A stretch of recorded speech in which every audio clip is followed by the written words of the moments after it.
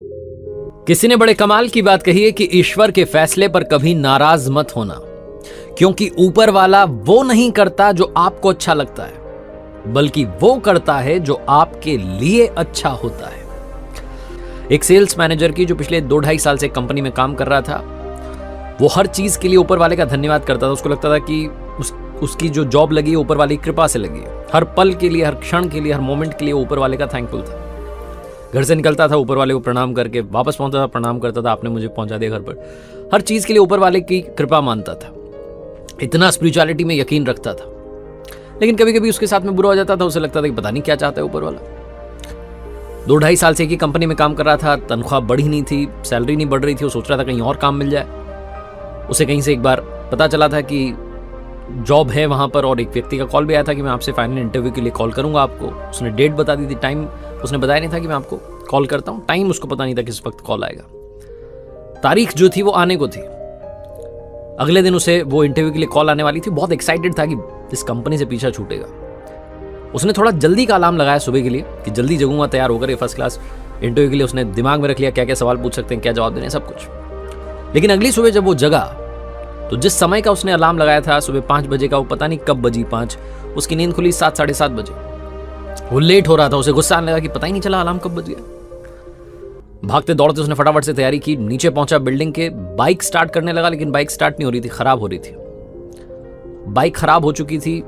गुस्से में बाइक को वहीं खड़ी करके स्टैंड पर निकल गया बाहर सड़क पर। ऑटो ढूंढने लगा, बड़ी मुश्किल से एक ऑटो मिला। ऑफिस पहुंचा तो लेट हो चुका था। बहुत गुस्से में था, जैसे काम कर रहा था, एक्साइटेड था कि बस वो कॉल आ जाए तो मेरी इस कंपनी से पीछा छूट जाए, मैं कहीं और काम करूं। लंच होने को आया लेकिन कॉल नहीं आया। लंच टाइम में ऑफिस की कैंटीन में पहुंचा तो सुबह सुबह जल्दी निकला था तो टिफिन भूल गया था। कैंटीन में पहुंचा तो वहां पर ताला लगा था, कैंटीन बंद पड़ी थी। इसे और गुस्सा आ रहा था कि क्या दिन जा रहा है आज का, बेकार दिन है। कहीं से इसने सैंडविच ऑर्डर किया, खराब सा गंदा सा सैंडविच आया, आधा सा खाया, फिर इसने फेंक दिया। ये सोच रहा था ऊपर वाला क्या कर रहा है, आज तो मुझे ढंग से खाने को भी नहीं मिल रहा। शाम में तकरीबन 5:30-6 बजे इसके पास में कॉल आई, उसी जॉब के लिए जिसके लिए तलाश कर रहा था, बहुत दिनों से एक्साइटेड था। इंटरव्यूअर जो था वो इससे सवाल पूछने लगा, बात होने लगी। बीच में अचानक से फोन डिस्कनेक्ट हुआ। इसने अपना फोन देखा तो फोन डेड पड़ा था, बंद हो गया था। इसे बहुत गुस्सा आ रहा था कि फोन को भी अभी खराब होना था। फाइनली दिन खत्म हुआ। शाम में जब घर जा रहा था सोच रहा था कि जाकर के आराम करूंगा, बहुत हो गया, पूरा दिन सर दर्द रहा मेरा। घर पहुंचा, खाना वाना खा करके बिस्तर पर पहुंचा और बिजली चली गई। अब इसका गुस्से का पारा और बढ़ गया कि ऊपर वाले, मैं आपको इतना मानता हूं, इतना चाहता हूं, आप क्या कर रहे हैं मेरे साथ।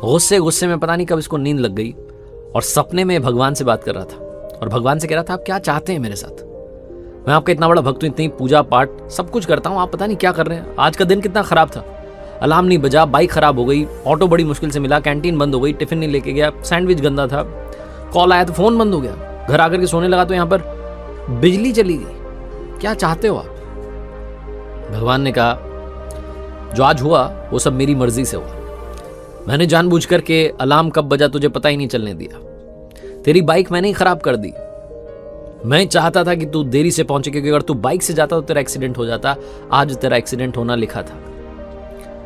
अच्छा हुआ कि कैंटीन बंद थी, क्योंकि उसका खाना खराब हो चुका था, तुझे बीमार कर देता बहुत ज्यादा। और वो जो कॉल आई थी ना, जिसकी वजह से तू बड़ा परेशान हो रहा है कि मेरी बात नहीं हुई, वो एक नंबर का घोटालेबाज है, नौकरी के नाम पर तुझे ठगने वाला था, इसीलिए तेरा फोन मैंने बंद करवा दिया। और ये जो बिजली चली गई, आज अगर बिजली आ रही होती तो तेरे घर में शॉर्ट सर्किट की वजह से आग लग जाती। तू मेरा बहुत बड़ा भक्त है ना, इसलिए तुझे बता रहा हूं, सबको नहीं बताता हूं। और हाँ, याद रखना, तू मुझ पर भरोसा करता है तो भरोसा करता रहे, जिंदगी में कभी भी तेरा बुरा नहीं होने दूंगा। अचानक से इसकी नींद खुली और ये ऊपर वाले को फिर से थैंक यू करने लगा। लाइफ में कई बार हमें लगता है कि हमारे साथ में बुरा हो गया, गलत हो गया, ऐसा नहीं होना चाहिए था। लेकिन अगर आप पलट के देखेंगे पिछले कुछ सालों में तो आपको लगेगा कि जो हुआ ठीक ही हुआ, आपके फायदे में हुआ। हर पल के लिए, हर क्षण के लिए ऊपर वाले का शुक्रिया अदा करते चलिए। बस यही इस कहानी से कहना चाहता हूं, क्योंकि जैसा मैंने शुरू में कहा, ऊपर वाला वो नहीं करता जो हमें अच्छा लगता है, बल्कि वो करते हैं जो हमारे लिए अच्छा होता है। एक बार फिर से कहूंगा, ऊपर वाले के आशीर्वाद के साथ, अपनी सच्ची मेहनत के साथ और अपनों के प्यार के साथ कर दिखाओ कुछ ऐसा कि दुनिया करना चाहे आपके जैसा।